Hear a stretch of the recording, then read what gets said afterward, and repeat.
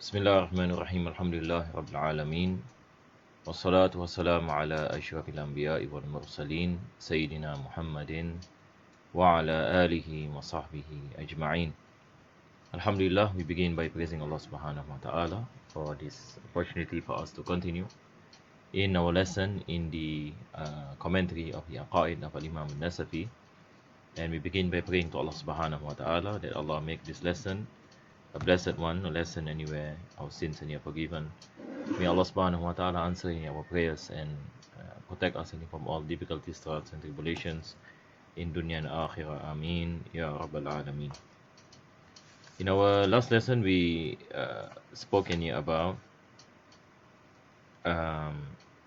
the originator, yani where the author speaks about al-muhdith lil-alami huwa Allah ta'ala. Yani the one who brought the universe into existence is Allah subhanahu wa ta'ala. Because before that, we spoke about that the universe is proven to be contingent. Contingent meaning has a beginning, and everything that has a beginning must have an originator, and that originator is Allah subhanahu wa ta'ala. So this is basically what we mentioned in our last lesson. So today inshallah we will continue to the next part, where the author mentioned that this the originator must be one, and God must be one and not many, because it is impossible if God is more than one. So today inshallah ta'ala we will speak about some of the proofs that is mentioned by Al-Imam Nasafi, and likewise especially Al-Imam Taftazani. So now inshallah we will go into our book. This is where we are going to start our lesson inshallah ta'ala.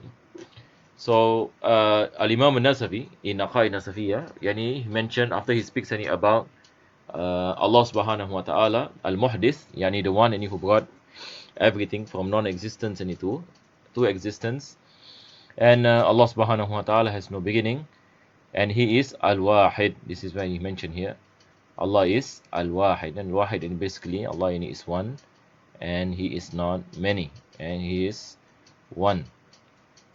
And then we find the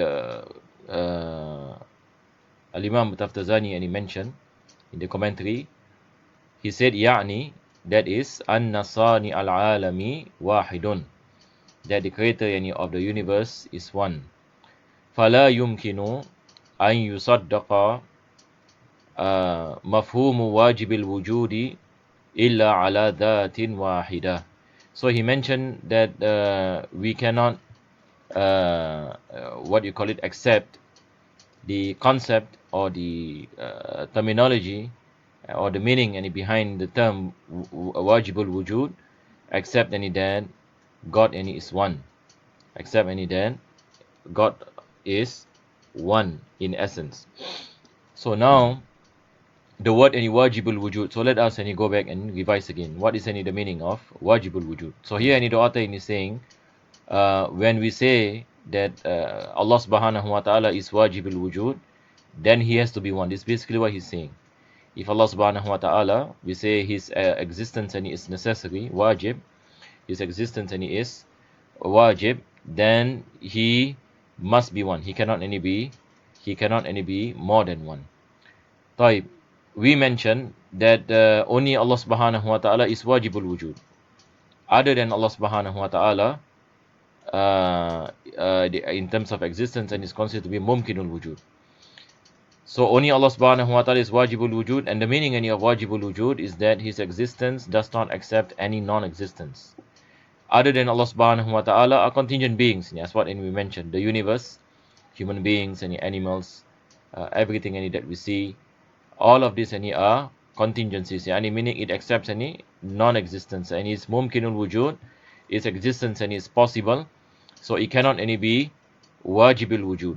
So when we speak about mumkinul wujud, that the existence of the contingencies, we say that the contingencies has a beginning. All contingent beings has a beginning, and since all contingencies has a beginning, there must be the originator, and that originator cannot have a beginning, because if the originator has a beginning, then it will lead to tasalsul, infinite regression. I believe last week also we mentioned about the meaning of infinite regression. So it is impossible, and as what we mentioned. So the originator cannot have a beginning. The originator cannot have a beginning, and the originator is the one who brought every contingencies into existence. So in this sense, we say that this originator is wajibul wujud, and this originator cannot be more than one. It must be one. Why it is one? Later on we will speak about this. Al-Imam At-Taftazani he will mention in detail why this originator must be one, and this is mentioned in the Quran as what you see in the text. The author mentioned a verse in the Quran where Allah mentioned law kana fihima alihatun illallah la fasadata. The universe, if there is more than one god, what will happen? There will be chaos. There will be chaos and destruction in the heavens and in the earth, if the originator is more than one. So later on, inshallah, we will speak about the evidence behind why the originator must be one. Why the wajibul wujud must be one. Why wajibul wujud cannot be more than one. So later on, we will speak about this. After that, he mentioned wal mashhuru fi dhalika bainal mutakallimina burhanu tamanu. So the proof of the necessary oneness of the wajibul wujud, or oneness of Allah subhanahu wa ta'ala, is the burhanu tamanu. Burhanu tamanu, last time we studied burhanu tamanu in Barahin, that in the commentary of Barahin. Burhanu tamanu, we mentioned it is the proof to prove the oneness of God. So, for example, Al-Imam As-Sanusi in Barahin, he mentioned there are three situations. We have al-ittifaq, and then we have al-ikhtilaf, and then we have al-inqisam. So these are the three situations if God is more than one, because in the Quran Allah subhanahu wa ta'ala mentioned law kana fihima alihatun illallah. If there are other gods other than Allah subhanahu wa ta'ala, if there are other gods other than Allah subhanahu wa ta'ala, so what will happen? That there will be destruction in the heavens and in the earth. So there are three situations if God is more than one. So here he mentioned wal mashhuru fi dhalika bainal mutakallimin burhanu tamanu'i al musharu ilayhi biqawlihi ta'ala law kana fihima alihatun illa Allahu la fasadata. Inshallah I will explain the burhanu tamanu'. There are certain things that is mentioned by the author here. Certain things we need to mention it again, as what we have studied in the Aqidah of Sanusiya, that is the Barahin. So first we will look at what the author speaks about burhanu tamanu. So he said wa taqrirun annahu law amkana ilahan. So now burhanu tamanu gives this example, if there are two gods, if there are two gods, of course two gods other than Allah subhanahu wa ta'ala. So the Quran speaks about if there are more than one God. So imagine there are two gods, just for the sake of learning and understanding. Of course this is impossible, but just assume, assume and based on imagination, because there are people who believe that there are many gods. There are people who believe there are many gods. So let's say we look at this situation where there is a person who believes there are two gods. For example, to make things simple, of course some people believe in 10 or 20 and even gods in the hundreds. But just like to make it simple, we say, for example, if there are two gods. So this is where Al-Imam Taftazani, the example that he is going into. He say annahu law amkana ilahan. He said that if there are two gods ilahan, la amkana bainahuma tamanu'. So there will be this possibility that there will be a clash between them. What is the meaning a clash? He gave a good example. He said bi an yurida ahaduhuma harakata zaidin wal akharu sukunahu. So he gave another example. You have a person by the name of Zaid. So God number one wants Zaid to move. God number one wants Zaid to move. God number two does not want Zaid to move at the same time. So what will happen? So what you call it, this action of moving and it cannot be done because there is any a clash of powers. There is any a clash any of powers. Even though the movement any of Z is possible, the non-movement any of Z is possible. But to move and not move at the same time is impossible. To move and not move at the same time is contradiction. So contradictories any are impossible. So for example, just like when we say I open this book. I open this book. Is it possible for me to open and close at the same time? Impossible. Either I open it or I close it. So there is no such thing as open and close at the same time. Likewise, when it comes to existence, we are either in existence or non-existence, but it is impossible that we exist and does not exist at the same time. So Al-Imam Taftazani, he gave this example of this possibility that if God is two, if there are two gods, there will be a situation that the first wants to create something, the second does not want. So what will happen is that will not happen because it is impossible. Things that are impossible cannot come into existence. Things that are impossible cannot come into existence. So this is the meaning of tamanu. So there is a clash. There is a clash. So this is the example that he began with. You have a person by the name of Z. The first God wants Z to move. The second God does not want Z to move. So what is the result? The result is then what you call it. Both of this cannot happen because there is a clash of powers. لأن كلا منهما في نفسه أمر ممكن. Both movement and non-movement are possible things. وكذا تعلق الإرادات بكل منهما. Likewise, when it comes to the will of making something move or not making something move. So the author mentioned that although both of these are possible, the movement of Z is possible, the non-movement of Z is possible, and it is possible that it has attached to the will of the maker.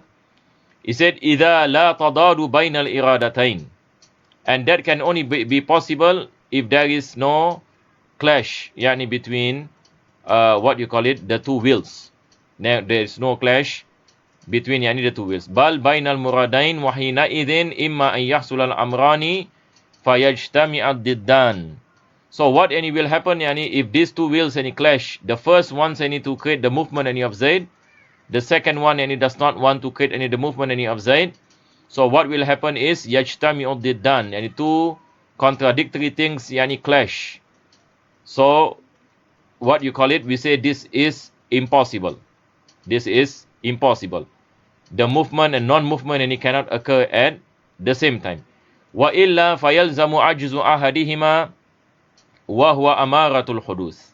This is the second situation. He mentioned if the first God wants the movement of Z, and the second God does not do anything. So it means that the second God does not have the ability to control what is happening in the universe. And it shows that the second cannot become God. Because how can God become God when he does not have the ability to control what is happening in the creation? So this is the second situation. Why second situation? Because first situation we say there is a clash, correct or not? The first God wants to create something. The second God he does not want to create. So there is a clash of powers, and in the end nothing can happen. Tamam? The second situation is that the first wants to create, the second let it happen. So the second cannot become God because something happened in the universe and he does not have the ability to do anything. So he's ajiz. He is weak. So it is impossible for the divine to be weak, to let something happen without him having any connection with that happening. It shows that his power is limited. So it is impossible. Wa illa fayalzamu ajzu ahadihima wa huwa amaratul hudus. So not having the ability, not having the power, Al-Imam Taftazani mentioned this is amaratul hudus. This is a sign of contingency. that the second cannot become God. His hadith cannot become God because he is weak. He is in need of others to make it function. So he said, وَهُوَ أَمَارَةُ الْحُدُوثِ وَالْإِمْكَانِ. So he is مُمْكِنُ الْوُجُودِ and not وَاجِبُ الْوُجُودِ. لِمَا فِيهِ مِنْ شَائِبَةِ الْإِحْتِيَاجِ. Because the second God, as what we mentioned, he has this factor of being in need. He has this factor of being in need. Something happens in the creation without him able to control. It shows that he is in need of something else to make it happen. So this is the proof where we mention burhan at-tamanu. So we spoke about at-tamanu, when there is ikhtilaf, difference between the first and the second, meaning the first wants to create, the second does not want. This we call it ikhtilaf, correct, no? Or we call it tamanu. So there is a clash of powers which is impossible, and this is where Allah subhanahu wa ta'ala mentioned, لَوْ كَانَ فِيهِمَا آلِهَةٌ إِلَّا اللَّهِ لَفَسَدَتَا. You will not find the universe in existence if there are many gods, because there will be a clash in your powers. The first God wants to create the sun, the second God does not want to create the sun. So what will happen? If both of them wants to do it at the same time, the sun cannot be in existence. But if the first create the sun, the second does not do anything, meaning the second cannot become God. So the second situation is basically the second let the first do the job. So the second sits by, meaning in a sense let something happen without him able to intervene. So we say the second cannot become God. This is the second situation. The third situation which we learned last time, I mentioned earlier that there are three situations. Number one is al-ikhtilaf. Number two is al-ittifaq. They come to an agreement. The first create the sun. The second does not create the sun.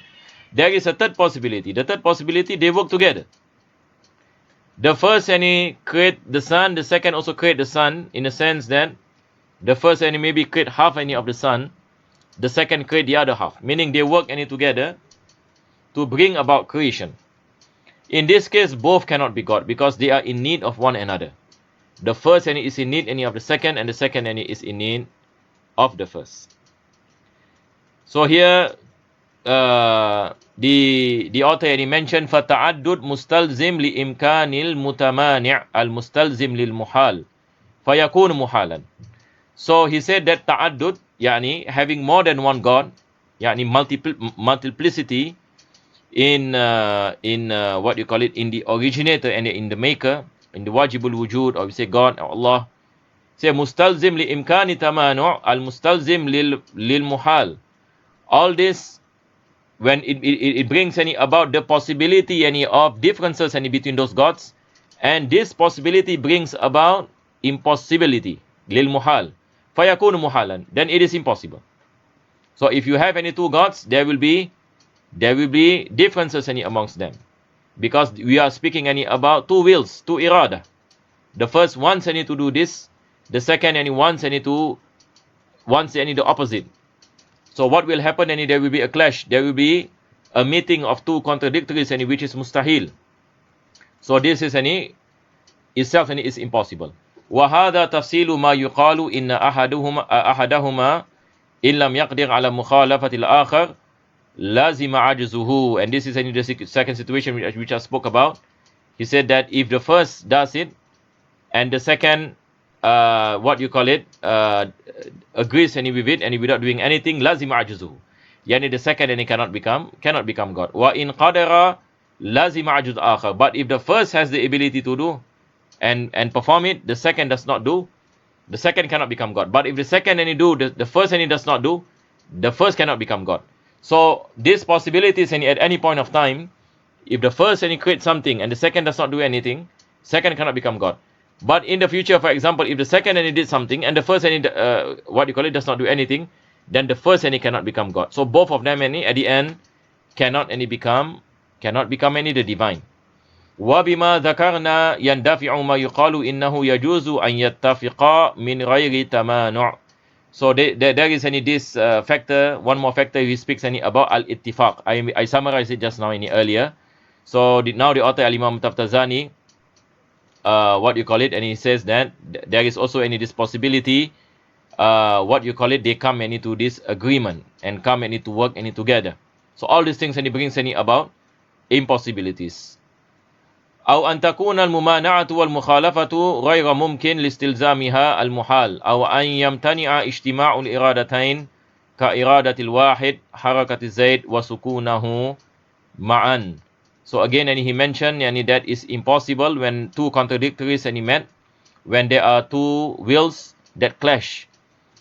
This brings any about that any impossibility. So ala kulli hal, this is basically the proof any of the oneness any of Allah subhanahu wa ta'ala. And if God any is more than one, the three situations, either they differ with one another, number two, they agree with one another, number three, they work with one another. If they differ with one another, both of them cannot become God because it will lead to destruction and chaos. Number two, if they agree with one another, then the one of them cannot become God, because something happens in the universe without him have any ability to stop. Number three, if they work together, it shows that they are in need of one. They are in need of one another. Both cannot become God. So all these three possibilities brings about the conclusion that God must be one. That God must be one. So believing in gods, that God is more than one is impossible. It is false logically, it cannot be accepted. So I hope it is clear, inshallah ta'ala. So I think this is the important part of this section.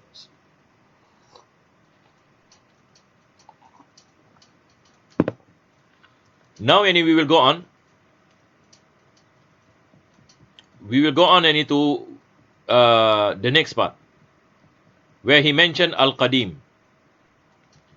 This is linked to the first. He said that the Muhdis, Allah subhanahu wa ta'ala, he is Al-Wahidul Qadim. Al-Wahid, Al-Qadim. So we mentioned Al-Wahid. Al-Wahid, Allah is one, and we speak about Burhanu Tamanu', that it is impossible that God is more than one. And this is we say the meaning of Wajibul Wujud. So when we say Wajibul Wujud, we are speaking about oneness. The oneness of God. The one whose existence is necessary, meaning it does not accept any non-existence, and Wajibul Wujud must be one. What is the evidence that Wajibul Wujud must be one? Burhanu Tamanu, as what we mentioned. And if God is more than one, then all is an impossibilities as what we mentioned. Now we speak about the meaning of the word Al-Qadim. Allah subhanahu wa ta'ala is Al-Qadim. To make it simple, Al-Qadim, and we mentioned many a times, whenever we say Qadim, we say Allah is Qadim, meaning Allah does not have a beginning. The meaning of Al-Qidam is Salbul Awwaliyah.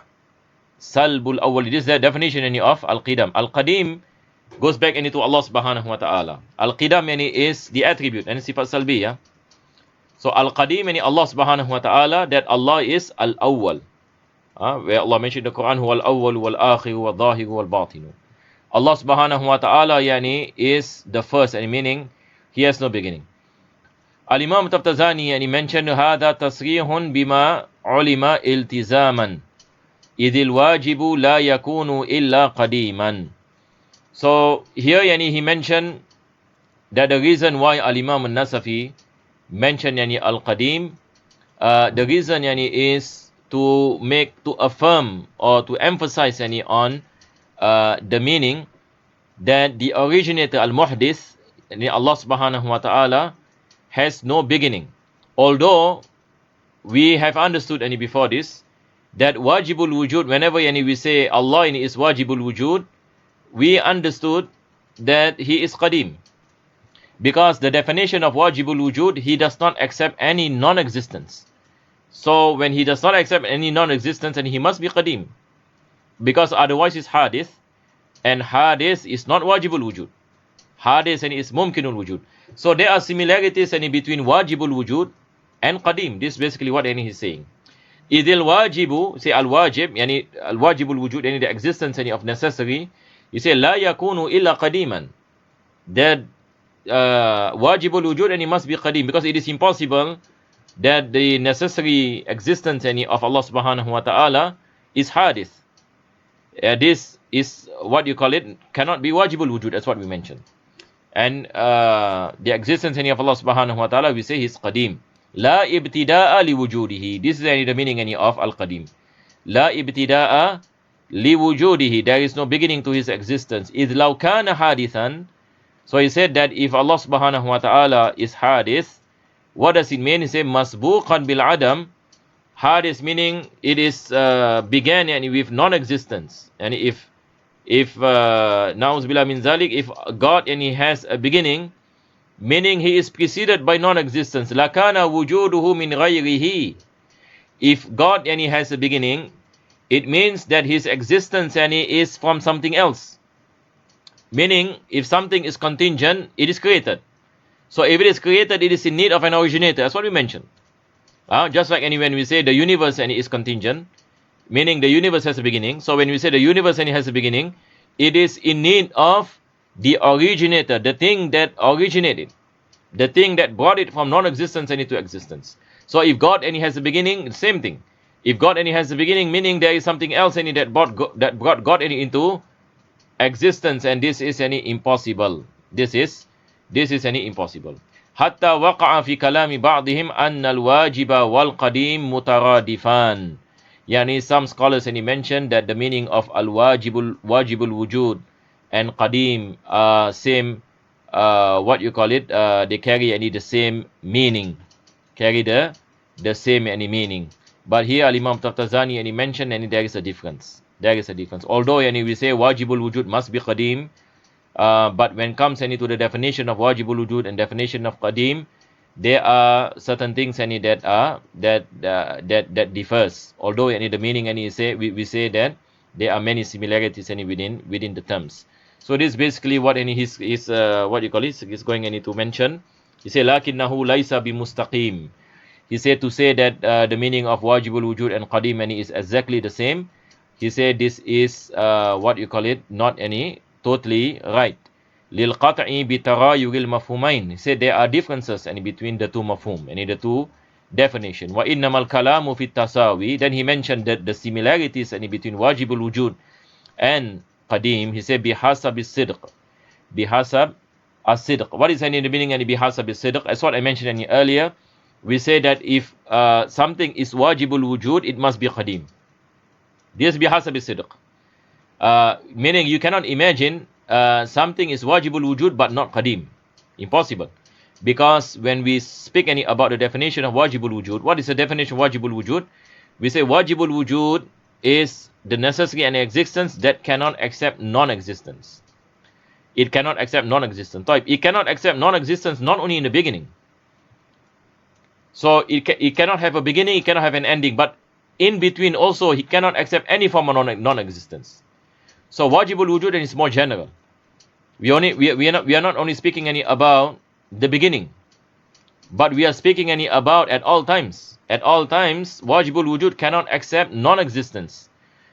So the difference any between wajibul wujud and qadim, al-qadim speaks any about the beginning, because qadim, the definition of qadim says salbul awwaliyah, that it does not have a beginning. That is the definition any of al-qadim. Whereas the definition of wajibul wujud, it does not accept any form of non-existence. So one is general and the other one is specific. So Al-Imam Taftazani is saying that we cannot any be saying that both of them are similar, carries a similar meaning 100%. Although many parts are similar, but there are some many differences. This is basically what he's saying. Wa innamal kalamu fit tasawi bihasabi sirki fa inna ba'dahum ala anna al-qadim a'ammu لِصِدْقِهِ عَلَى صِفَاتِ الْوَاجِبِ. Yani, some many scholars and he mentioned that the term al-qadim is more general, what you call it, than the term wajib. The term any al-qadim is more general any than the term al-wajib. We have any the term any al-wajib. So when we speak any about al-wajib here, of course, any what we meant any is wajib aqli. And we understood any the definition of wajib al-aqli, ma la yutasawwaru fil aqli adamuhu. This is the meaning of al-wajib al-aqli. So some scholars any they mention any that qadim and is more general than al-wajib. Ala kulli hal. What is important is that we understood the meaning any of wajibul wujud and the meaning any of al-qadim, and they are not any totally similar 100%. They are similar in many aspects, but they are certainly there are differences. بخلاف الواجب فإنه لا يصدق عليها ولا استحالة في تعدد الصفات القديمة وإنما المستحيل تعدد الذوات. He gave an example any about the attributes any of Allah subhanahu wa ta'ala and the entity of Allah subhanahu wa ta'ala. So for example, any when we say Allah is wajibul wujud, yani we are speaking any about the entity of Allah subhanahu wa ta'ala.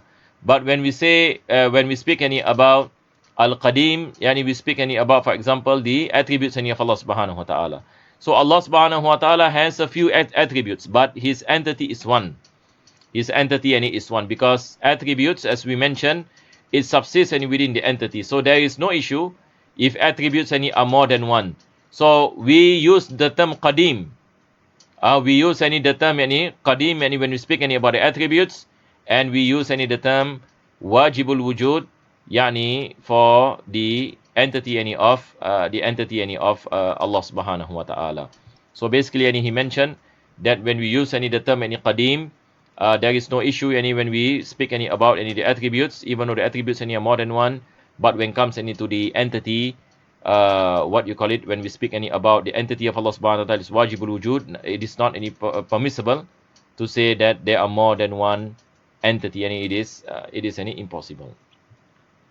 So this is basically some what you call it discussions any about the meaning any of al-qadim and differences between qadim and wajibul wujud, which is not any really any important. What is any important any for us any at this point of time is yani to understand what is the meaning of al-qadim. So now any we go back to the meaning of al-qadim. When we say Allah subhanahu wa ta'ala is qadim, meaning any Allah has no beginning.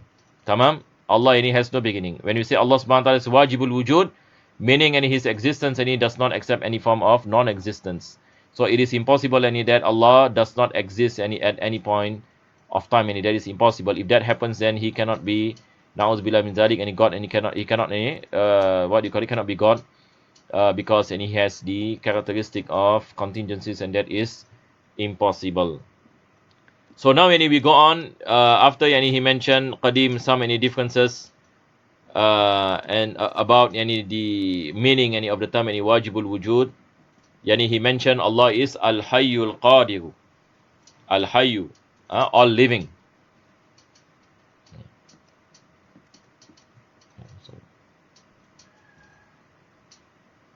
Allah ini is al-hayyu al-qadiru al-alimu as-sami'u al-basiru syai al-muridu. Yani number one, and we have the word al-hayy.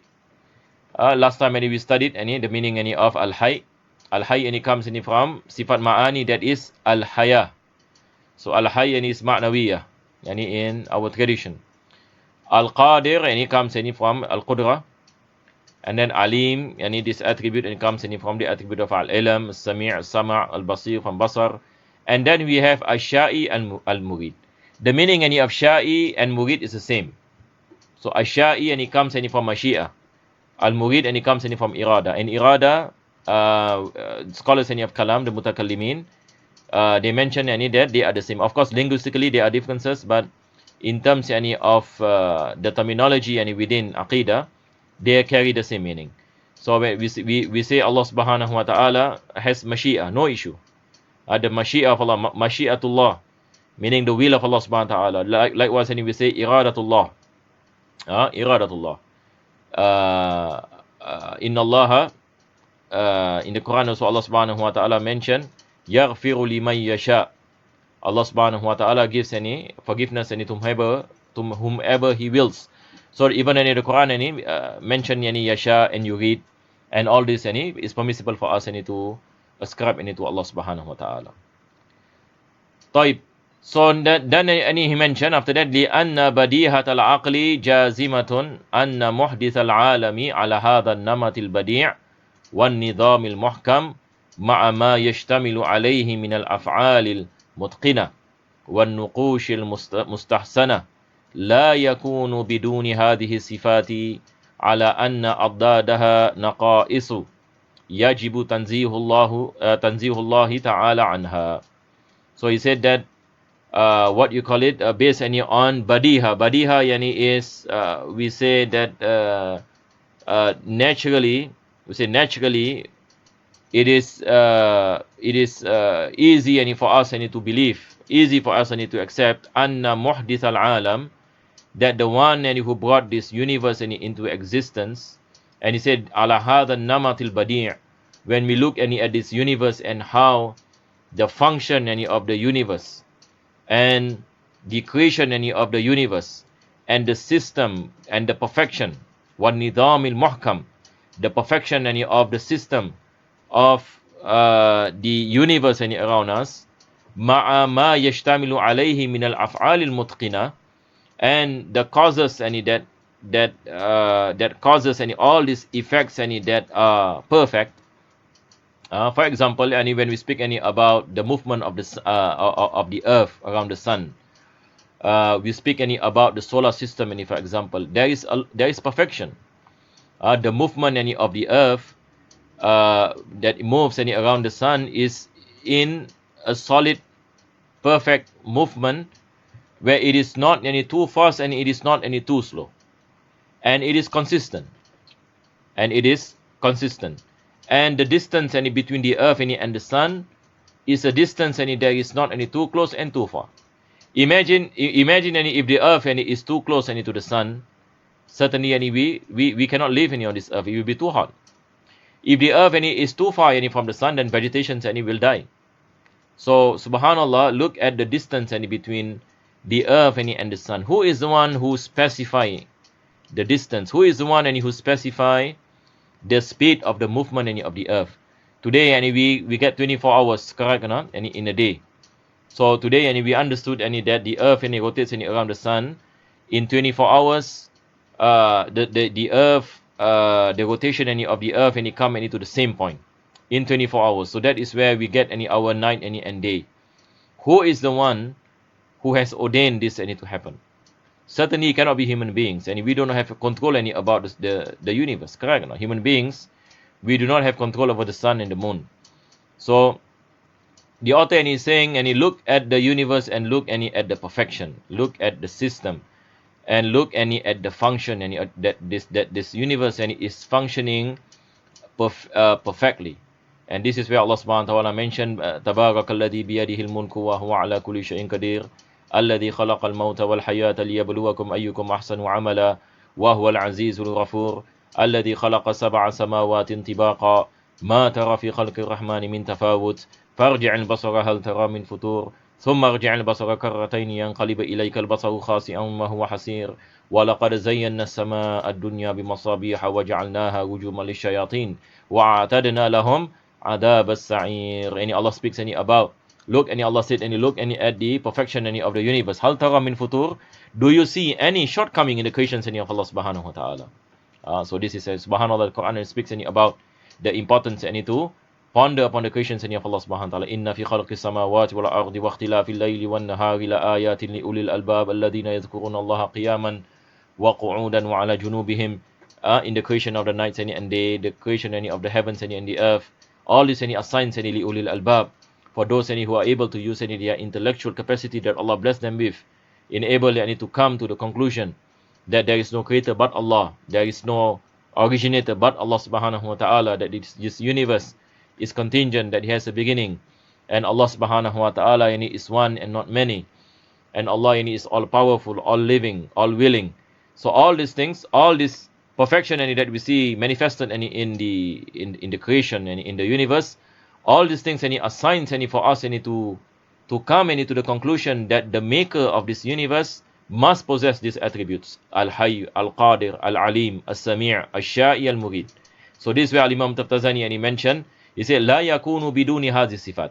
Yani the universe and with all its perfection and all its system and all its things and that is happening, La yakunu biduni hadhi sifat. It is impossible that the Creator do not possess all his attributes. That if you are able and to see the effects and of his power, certainly and he is all powerful.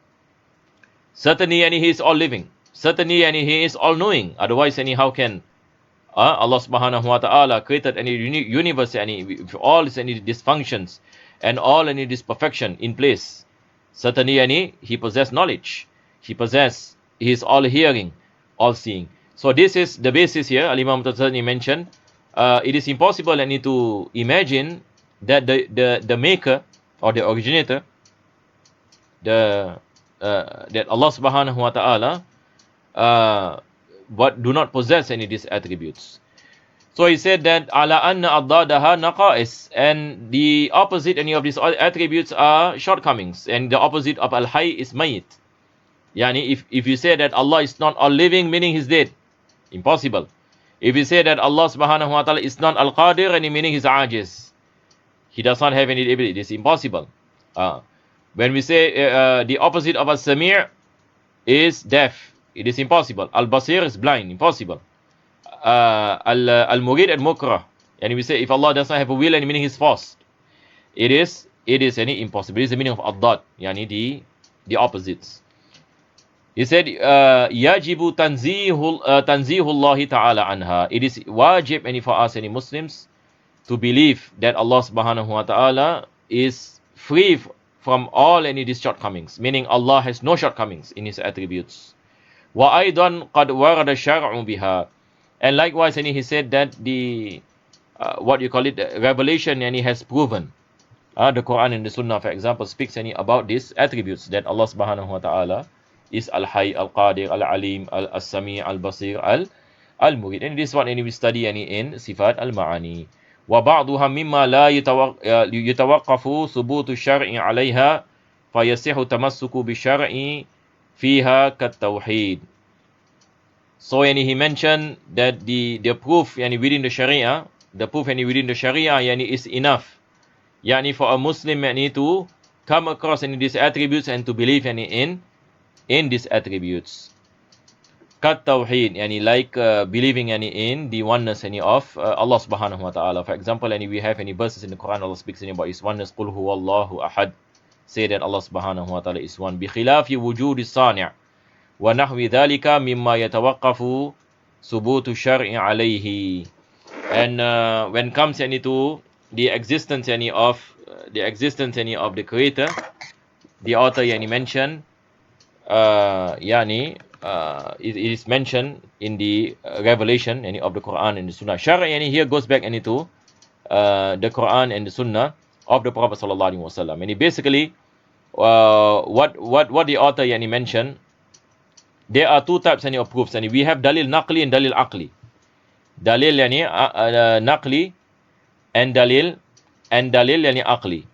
So there are two types of evidences. When we speak about dalil naqli, we are speaking about dalil from the Quran and the Sunnah. So for example, if a person asks, for example, what is the dalil that Allah is alim? The Quran mentioned, for example, inna Allah alimun.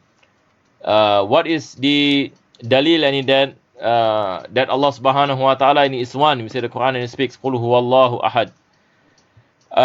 But when it comes to, for example, the the argument pertaining to the existence of the creator, and the arguments, the fine arguments when we speak about the existence of the creator. So many a times we use this dalil aqli. For example, we speak about jawhar, we speak about the contingency of the universe. So we use dalil aqli, the intellectual evidences to prove the existence of the existence of the creator. Likewise, we have dalil naqli. But as a Muslim, we believe in dalil naqli, and when we speak to people, for example, we use dalil aqli also, because there are people for example, they have any difficulty in understanding any dalil naqli, or they do not believe any in dalil naqli. That is why it is important any for us as Muslims, we have any to study both any dalil aqli, the rational knowledge, and likewise the revealed any knowledge. Wallahu a'lam any bisawab. We will stop here inshallah ta'ala. In our next lesson, and we will continue from here, where the author any mentioned laisa bi'aradin, yani Allah yani is not an accident. Accident again, and there is a what you call it, a mistake in translation here. For those and you have the book, please rectify this mistake. He is not an accident, not substance. Substance and he is jirm. والله أعلم بالصواب. الحمد لله رب العالمين. اللهم صل وسلم على سيدنا محمد وعلى آل سيدنا محمد. ربنا آتنا في الدنيا حسنة وفي الآخرة حسنة وقنا عذاب النار. صلى الله على سيدنا محمد وعلى آله وصحبه وسلم. والحمد لله رب العالمين.